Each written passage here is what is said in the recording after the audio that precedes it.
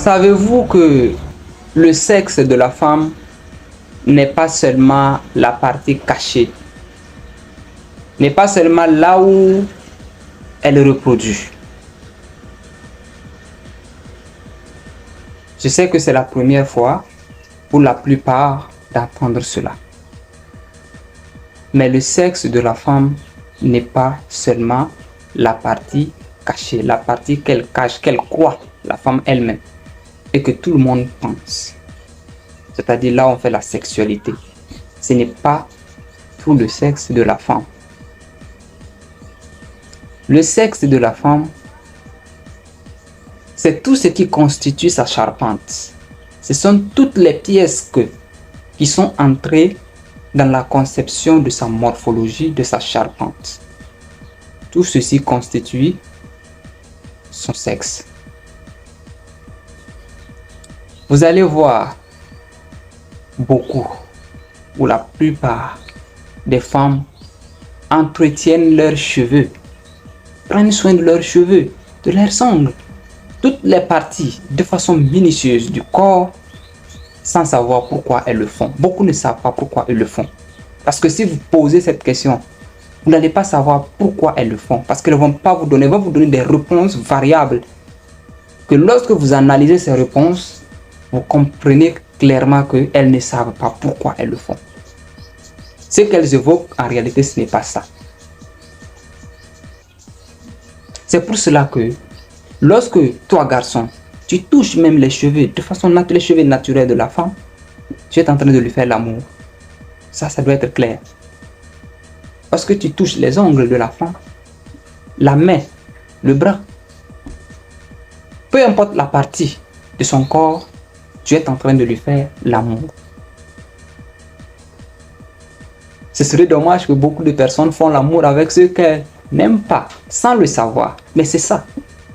Parce que l'amour est différent de la sexualité. La sexualité, c'est le terminus. C'est le terminus. C'est lorsque la femme, après avoir attiré tous les éléments nécessaires de l'homme, elle transforme, c'est ce qu'elle transmet à l'homme. Le terminus du sexe, c'est la sexualité. C'est-à-dire le terminus de l'amour, c'est la sexualité. Mais l'amour déjà, lorsque vous le touchez, vous commencez par faire l'amour avec elle. Donc la dimension physique même du sexe de la femme, c'est ça. C'est sa morphologie. De ses cheveux jusqu'à ses orteils. C'est son sexe comme ça. C'est un véritable champ magnétique dans lequel il y a des réactions, il y a des attractions, il y a des répulsions. Lorsqu'une femme touche une femme, ça ne s'appelle pas de l'amour parce qu'il y a répulsion. Mais lorsque l'homme touche la femme, c'est l'amour parce qu'il y a attraction. Lorsque deux corps s'attirent, il y a réaction, il y a création d'une autre entité. Vous voyez que lorsque vous touchez, toi homme, le corps de la femme, peu importe la partie, cela peut déclencher automatiquement le libido, cette envie, ça déclenche automatiquement. C'est-à-dire que c'est là-bas même que commence le sexe. C'est ça. Donc c'est dommage que beaucoup de filles se font toucher partout. Jusque-là, ce n'est pas un problème. C'est un problème pour eux au moment où ils passent à la sexualité. Non.